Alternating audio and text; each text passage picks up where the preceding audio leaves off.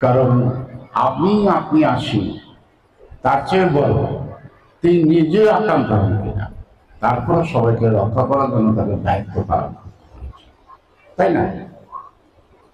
কারণ রাজনৈতিক অস্থিরতায় প্রশাসনকে নিশ্চয় বসে থাকতে পারে না।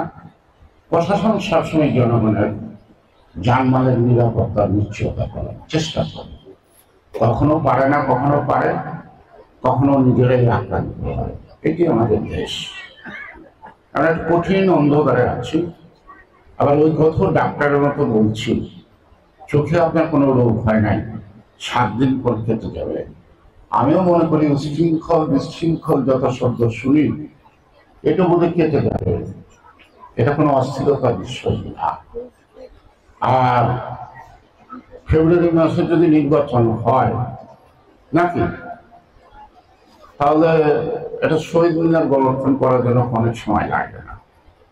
স্থানটা নির্ধারণ করা, নকশাটা ঠিক করা, কাজটা শুরু করে আমরা ফেব্রুয়ারির নির্বাচন যদি দেখে যেতে পাই, যদি বেঁচে থাকে, আমাদের শহীদ মিনার হবে।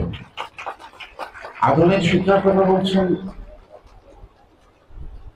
নারীর ক্ষমতায়ন বলছেন, আমি এটা একমত। এবং এক্ষেত্রে আমাদের সক্রিয় ভূমিকা আছে, থাকবে। প্রিন্সিপাল সাহেব যে কথা বলেছেন যে ওনাদের যে কটা ল্যাপটপ আছে তা যথেষ্ট না। যথেষ্ট করার জন্য উদ্যোগ যদি নেই, আমার কাছে যথেষ্ট সামর্থ্য নাই। আমি কোনোকেও নির্বাহী কর্মকর্তা বা সরকারি প্রশাসনের উপর তাকিয়ে থাকবো না। আপনাদের অত্যন্ত আকাঙ্ক্ষিত এবং সফলতার দিকে এগিয়ে যাচ্ছে, আমি বলছি না সম্পূর্ণ সফল হচ্ছে, কিন্তু আপনাদের কথা বুঝলাম যে সফলতার দিকে এগিয়ে যাচ্ছে। অর্থাৎ গভর্নিং বডির সভাপতির নেতৃত্বে আপনারা নতুন নতুন উদ্যোগ গ্রহণ করছেন। আমি তার সাথে সভাপতির মাধ্যমে আপনাদেরকে আমি আপাতত 10টা কম্পিউটার পাঠিয়ে আপনারা, আচ্ছা আবেগ তো হলো, শুরুটা হোক না। ইচ্ছা করলে আমরা গ্রুপ যোগ করতে পারি না? কিন্তু আমি নিজে কিন্তু ল্যাপটপ নাম শুনি, কিন্তু আমি নিজে চালাতে পারি না। এই অক্ষমতা, এই অজ্ঞতা আমাদের আছে। আর এই অজ্ঞতাকে দূর করছে আধুনিক প্রযুক্তি। সনাতন পদ্ধতিতে জীবনের শেষ প্রান্তে এসে আধুনিক প্রযুক্তিকে আহ্বান জানায়, অভিনন্দন জানায়, কিন্তু তার স্বাদ পাওয়ার মতো আমাদের আসল নাই।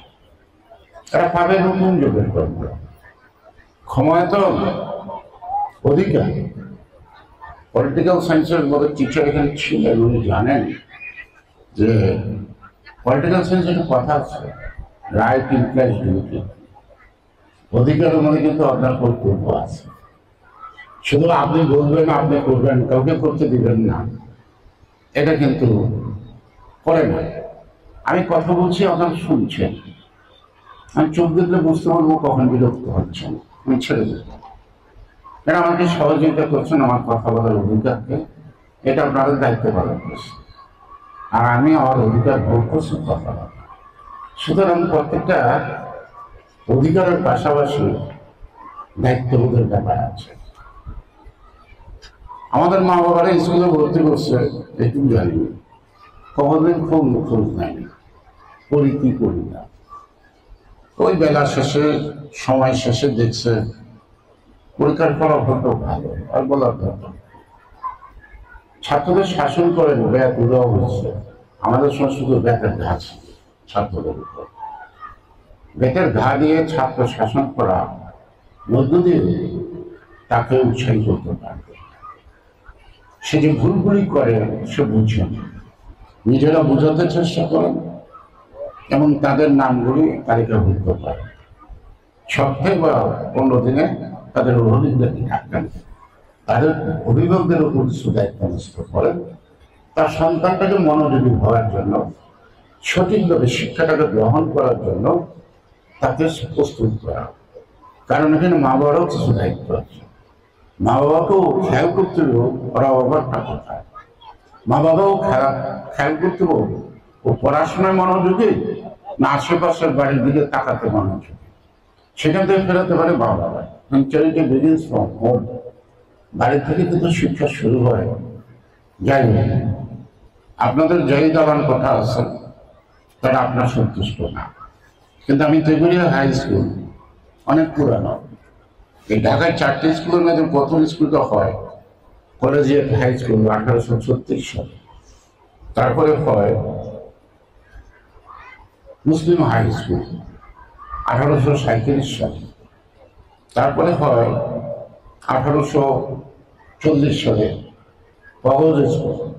এদিকে দক্ষিণে তেগুড়িয়া হাই স্কুল হয় 1856 সালে, 164 বছর বয়স। বয়সের ভাইদের জীবন শূন্য হয়ে গেছে। সেই স্কুল থেকে যখন শেষ পরীক্ষা দিই তখন ছাদ ছিল না। তাই এখনো আম গাছগুলি আছে, আম গাছের কিছু করে বসে